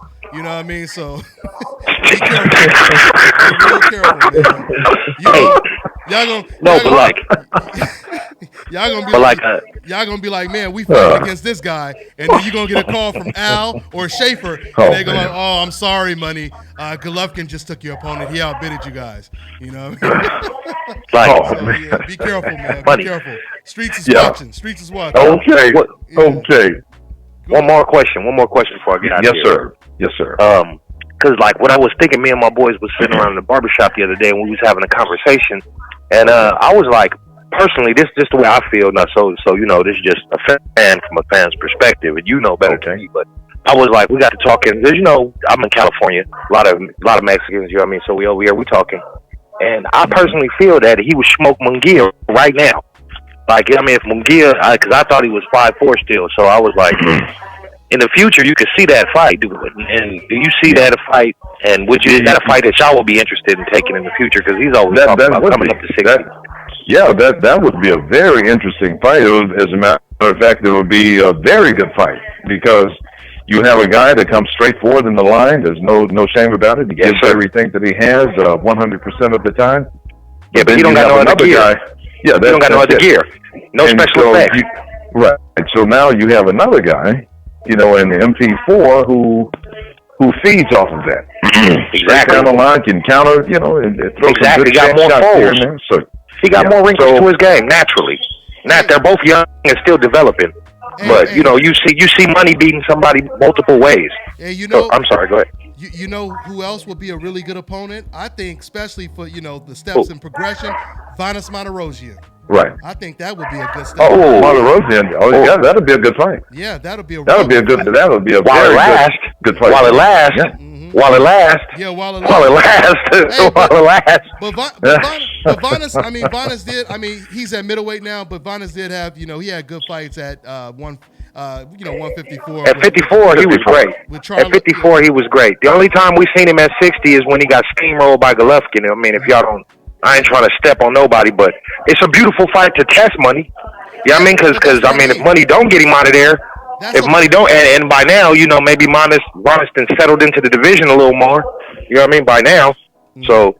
Yeah, hey, all day. Hey, man, well, thanks for your call, man. All right, brother. Man. Real good stuff. Hey, thanks a lot. I'm on it, man. I appreciate y'all. No Great doubt. talking to you. Hey, take it easy. Likewise. Yeah, man. Hey, Dante, I want to bring something to your attention real quick. Go ahead, Kurt. What's that? I'm scrolling through and I see Mike Coppinger. He's reporting that Manny Pacquiao and Keith Thurman are in talks for fighting pay-per-view on July 13th. Really, that's big news. Manny Pacquiao and Keith Thurman. Manny Pacquiao. Yeah, so I don't know if that's and you know what? Yeah, for July 13th. And that's big news right there. That's a separate video. That's big news because of the fact that Manny Pacquiao, he already said he would like a Keith Thurman fight. Freddie Roach, he was saying Keith Thurman. Oh, somebody's background is real noisy. Just letting you know, I don't know who it is. But somebody's background. What's that? Somebody's background is real loud. I don't know who it is, but just letting you guys know. Okay. But anyway, Freddie Roach, he said that guy is tailor-made. He said that the guy is tailor-made. His style is tailor-made for Manny Pacquiao. And I truly believe that's a 50-50 fight. So I'm hoping that happens. I'm hoping that Manny Pacquiao fights against Keith Thurman. What do you guys think about that fight? Kirk, what do you think about let me start with Money. What do you think about that fight, Money? Did we lose? Hold on. Did I lose you guys again? No. Hold on just a minute. That's your background. No, I had to. Okay. Yeah, I had to step away for a moment. I was away for a moment. You said about Thurman and. Yeah, I was just asking. I was asking you about Keith Thurman versus Manny Pacquiao because as Mike Coppinger is reporting, they're negotiating. Okay. And right. I think that's a 50-50 fight. I think that's a 50-50 fight. I think Manny Pacquiao has a style that would work really well against Thurman's style. What is your thoughts on that, Money? Oh, he's gonna be a nightmare for Thurman. Mm-hmm. The problem is it's gonna be rounds 4 through 7 that Keith Thurman is gonna have to be somewhat concerned because that he's going to have to get out of those rounds in order to be able to get out of that danger zone. That's just my opinion. Mm-hmm. Thurman is most susceptible between rounds 3 and 7. He is. Yeah. Uh-huh. Anytime that he's had trouble, it's always been somewhere off in there. So Manny, Good point. After the end of that first round, he starts really warming up. And you can't afford for Manny to warm up. You cannot let an old man find his groove because the moment that you do, and you can't slow that train down, might be a bad day. You may take an L. Mm-hmm. Yeah, absolutely. That's a good fight right there. I hope it happens. Yeah, it's a good fight. It's a good fight. So I mean, if we get Manny Pacquiao versus Keith Thurman, and we get Errol Spence versus Porter, it's a pretty good year, especially for the welterweight division. So we'll see how that plays out. Hopefully, those are the fights that we get. Do you believe before I take another call, Money or anybody, do you guys believe, because Floyd Mayweather, he just squashed the rumors that he's coming out of retirement to fight against Manny Pacquiao, and then we hear this news that Manny Pacquiao is negotiating with Keith Thurman. So do you believe it's just rumors, Money? I think it is. To me, I'll say it like this. When he really does, then he really will. Other than that, I'll just accept that he is retired and will go across somewhere and make him around about 9 or 10 mil for a couple of exhibition fights and call it a day. Mm-hmm. That's it. That's what it is. All right, we'll take one more call, man, and we'll get out of here. I know everybody ready to go to sleep, so let's take one more call and get up out of here. Keep it going. He said keep it going. My panelists, I know they ready to go to sleep. Yeah. But, okay, we got 502. What's going on? What's your name? Where you calling from? Big G, Don. I'm a big fan. Hey, what's up? What's up, Big G? Where are you calling from? Man, I'm Louisville, Kentucky. Home of Muhammad Ali. There it is. Hey. There it is. So I'm not a decal, and you might not like what I have to say. Damn. That's always how decafs start off. Decafs, they always start off that way. I'm messing with you. Go ahead. Here we go. Okay, I'm African American, but let me tell you. Now I go through this history of things about Triple G, and I argue with my friends about this and everything. You remember when Martinez was the champion, right? Yeah, I remember. I made videos about that. Martinez ducked Triple G. Absolutely. He took the Cotto fight, okay? Cotto won the belt, who also in turn ducked Triple G. Took a Canelo fight, a bigger Canelo, did not fight him. Kid Chocolate, Noah did DJ, and none of the people wanted to fight Triple G. Now, at that point in time, he was the boogeyman. Nobody wanted him. I understood that. So Canelo ducked him for a while. We're just gonna be honest, okay? He fought Jacobs, which was a good fight. I believe he won the fight. I watched your video. I watched all your videos. You my man. Mm-hmm. You didn't really believe he won it, or you believed it was close. Jacobs went down, and he lost. It's fair and square. Then the first Canelo fight, I personally believe Triple G won the first fight. But I agree with you. I believe Canelo won the second fight. Okay, that's a competitive division.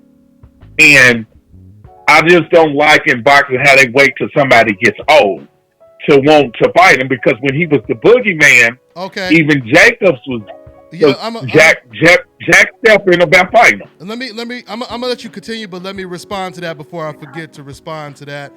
Okay, what's Big G, right? You say your name is Big G? Yeah. Okay, Big G. So let's just say, you going out, you single, you going out, you looking for a girl, man. You looking for a bad one, right? And, for whatever reason, you get, you or me, you get dissed by a couple of them, right? You see the one you want. Like, I want her, right? You go to the club, they on some BS, right? And so they ain't trying to have it, they're not having it. So you go through about 5-6 girls, all 6 of them girls dish you, right? You come back to the club, you come back to the club next week, all of a sudden you got 5 bad ones, and they all want you. Are you going to go ahead and go after them? Or are you going to say, oh, you know what, I ain't looking for bad chicks no more. I'm going to go ahead and just date ugly girls now. You know what I'm saying? Because y'all didn't want me last week, but now y'all want me, so I'm just going to, go back to dating the ugly girls like I was doing before. You're gonna go after the hot girls, right? Right. Okay, so my point. Let me finish because I'm just getting started real quick. So my point is, first of all, Gennady Golovkin, to even go back to when he was younger. When Golovkin was younger, you forgot to mention he had fighters like Erislandy Lara that wanted to fight him. Erislandy Lara would have made Golovkin more money than Golovkin fighting against Willie Monroe. When he fought against Willie Monroe, he took a pay cut. He could have fought against Lara. He would have made bigger money, and it would have been more of a significant win. He could have aimed to be the first person to knock out Lara. Lara had just did pay-per-view with Canelo and did big numbers. Lara got paid $1 million to fight against Canelo. So it made sense for Golovkin to take the Lara fight. And then Golovkin, he had Andre Ward calling him out. Now, keep in mind, this is all years and years ago. Now, you think about this. If Golovkin believes he's the best fighter in the world, he has one fighter north of his division. He's already said he's willing to fight on Julio Cesar Chavez Jr. He's already said he's willing to fight Carl Froch at 168. But if he would have fought against Andre Ward and he would have beat Andre Ward, he would have been pound for pound the best fighter in the world, and it would have been his biggest payday. So my point is, once again, let's go back to that analogy with the girls. You got two girls on this side of the club that's bad as hell. They don't want to talk to you. You walk on the other side of the room, two bad chicks on that side, they all over you. Why wouldn't you talk to them? So you see how he has no excuse for not fighting the best competition even back then? Huh, Big G? I see exactly. I see the point that you're making. So because I'm a big fight fan, so I'm gonna take the analogy of Roy Jones and Bernard Hopkins. Bernard Hopkins stayed at middleweight for how many years to protect the middleweight belt? Roy hopped from middleweight, hopped up, hopped down for the bigger fight. Where Bernard kind of had some good fights, but he wasn't the style that Roy was. Because when they fought before, although it was close, Roy edged him out. So I do understand that. I wouldn't have took the Andre Ward fight. And the Lord fight. Why wouldn't you have took the Andre Ward fight? You said you wouldn't if you were Golovkin. Why? Because Andre Ward is basically, he's a great fighter, but he's not a fan favorite fight. Like I guess I would say it's boring. One thing I say about Triple G, he was getting people out of there. Whoa! You just got promoted to super decaf on that one right there. He just money. Here we go. Let me take it back. Because you was. Let me take it back. Dante. I'm listening. Let me take it back, Dante. Let me take it back. Boy, you was hold on. You was a decaf taking baby steps. He was a decaf taking baby steps. Okay, now all of a sudden that boy started running, boy. Andre is super fighter. So technically sound, he makes it look very easy. So what I'm saying is, that he systematically breaks you down, but he doesn't knock you. Big G. Hold on. Let's just make this simple. You're saying Golovkin should not have taken that fight because he would have most likely lost. That's what you're saying, right? Yeah, right, exactly. That's all you gotta say. There we go. All right. You gotta say. Because listen, understand something. Okay. Willie Monroe didn't have a pleasing style. And Golovkin, he jumped to that fight. Willie Monroe didn't have a pleasing style. Right. If somebody is beatable, it don't matter how boring they are, Golovkin is gonna take the fight. And furthermore, right. Golovkin versus Andre Ward versus Golovkin would have been an action-packed fight. Why? Because Andre Ward, he would have knocked out Golovkin. He would have knocked him out, just like he knocked out Kovalev. What? You know, so you can't say Ward versus Kovalev was boring. You can't say Ward versus what's the boy's name? The American. God damn it, I'm forgetting his name. The one he knocked out. Chad Dawson. Chad Dawson. Thank you. Chad Dawson. Thank you. Chad Dawson. Chad Dawson wasn't boring. Carl Froch wasn't boring. The Puerto Rican that he knocked out wasn't boring. You know what I'm saying? Bro, do not let these racist decafs brainwash you, man. I'm telling you. And then, because, see, they don't care when you get on air, you know what I'm saying? Because, see, what happens is they'll use you. You're exposable. You know what I'm saying? You know, they'll use you like a condom, basically. You know what I'm saying? And have you get on this show and basically say something stupid for them, you know what I'm saying? And they'll go on to the next condom. You know what I'm saying? Get their dirt off with you and basically have somebody else call in sharing their talking points. You know what I'm saying? So you got to watch out with that, man, because you are looked at as expendable to them. You know what I'm saying? So don't repeat what they say. You know, you got to use your own brain when it comes to stuff that makes logical common sense. You cannot avoid someone because you do not like their style, even if it were true. Even if it really were true that this fighter was boring as hell, you can't say I don't want to fight him because I don't like his style. You're not supposed to like his style. You're supposed to like being the best. You know what I'm saying? In order to be the best, you have to be the best. And let me just say one more thing. And when going back to being old, let's say it were true that Golovkin wanted to fight everybody. And when he got old, then cats wanted to fight him.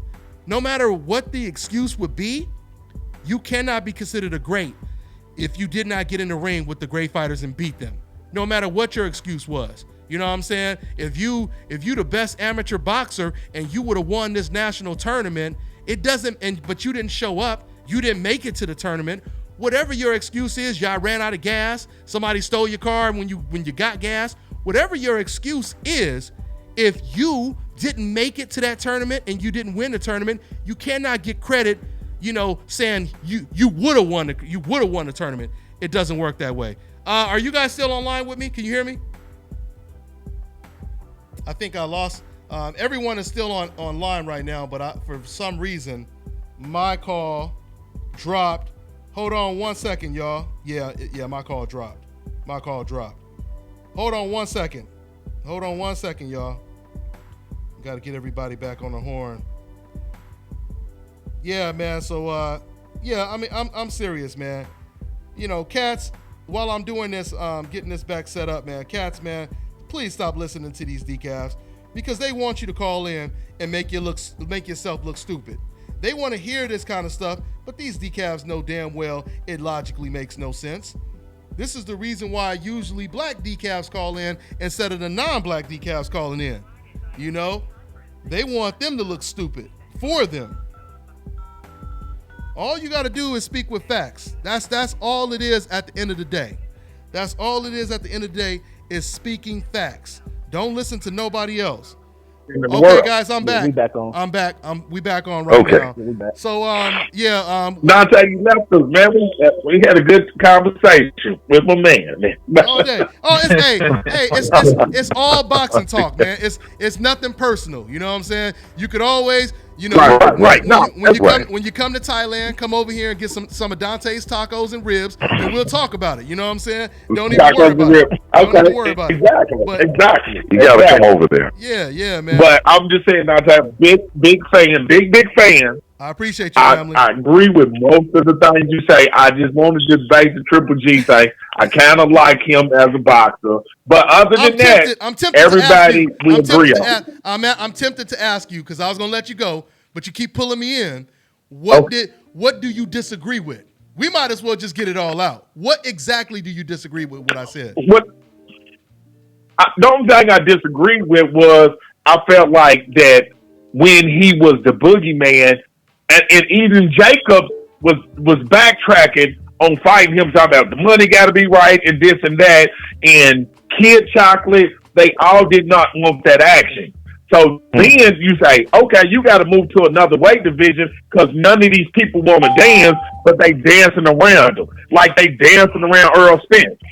But Big G, Danny, Sean, they dancing around. Go ahead, Kirk. Earl Spence. I'm gonna let somebody else respond to you. Go ahead, Kirk. I was going to say, as far as Kid Chocolate goes, who told me on several occasions, he says he wanted the Golovkin fight. The thing is, we don't know what was being discussed between his team and between Golovkin's team as far as which network they're going to fight on, because remember, they're on different networks. Kid Chocolate was Al Hayman.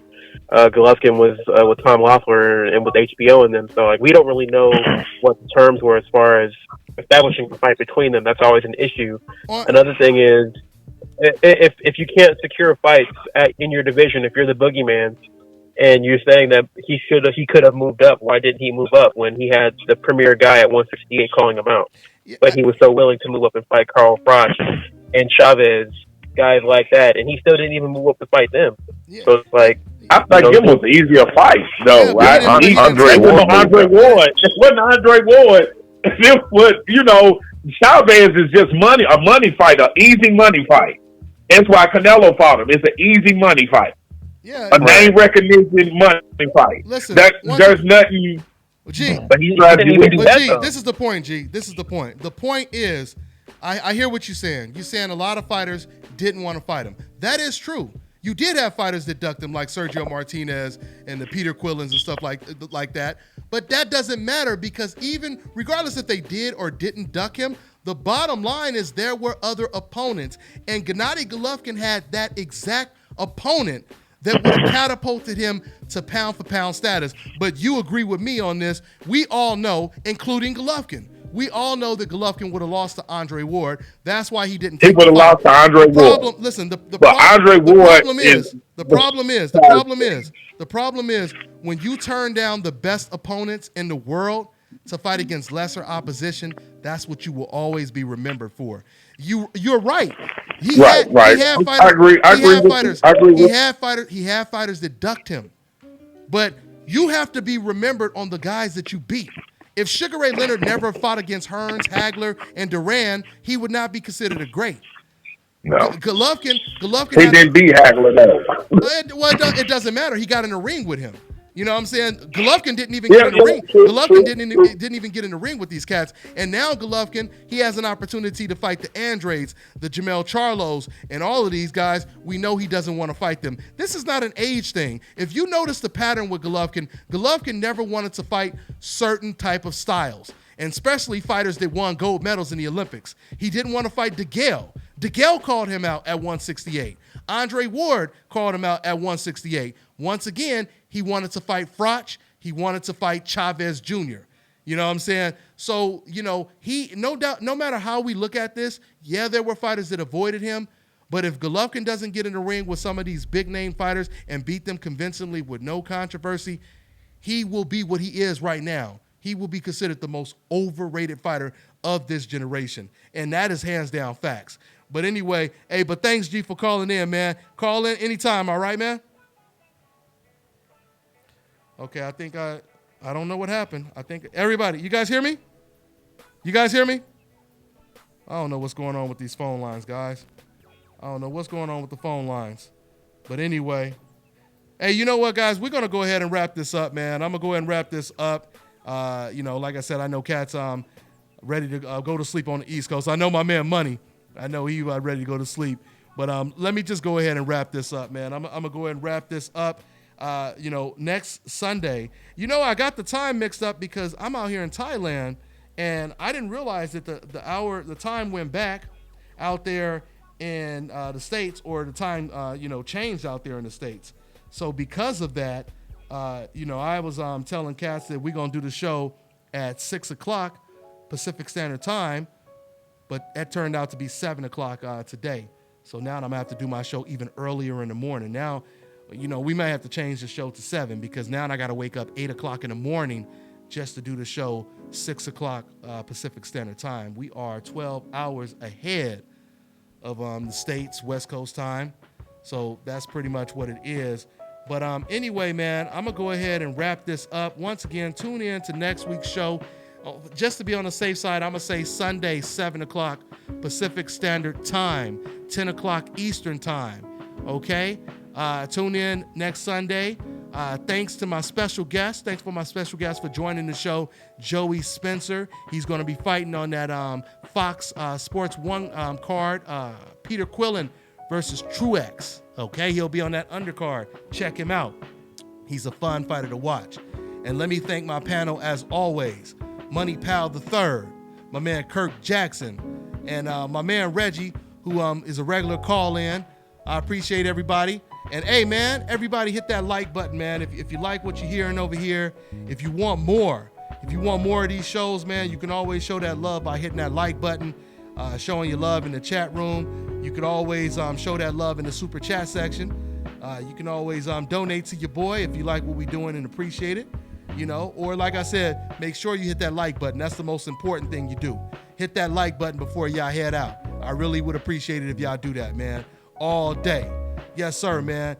Coming soon, man. Dante's Travel Nation. Let me go ahead and get off this mic, and I'm going to go ahead and drop that video right now. I want to show you guys how the the hotel is looking. I'm gonna be making videos on my next channel, Dante's Travel Nation, showing you guys the progression of the hotel.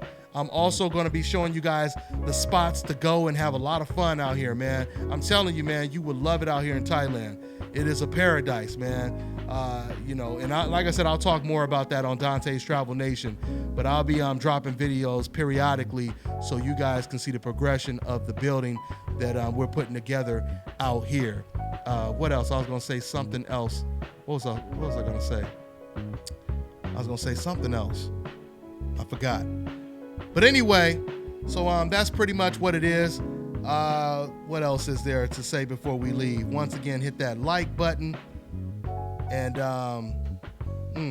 what was I thinking about? We was talking about the name of the hotel, what the name might be.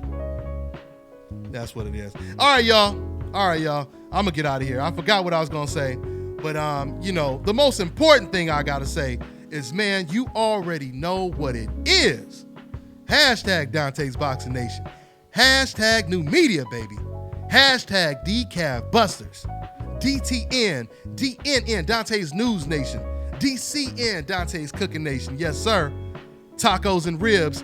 We getting it cracking out here in Thailand, y'all. International, baby. Sawaidi Kop. Yes, sir. Yin Di Tan Lap. Dante's Cooking Nation. Yes, sir. Chung Loy. We getting it in. Catch up with y'all. It's the nation, baby. Yep.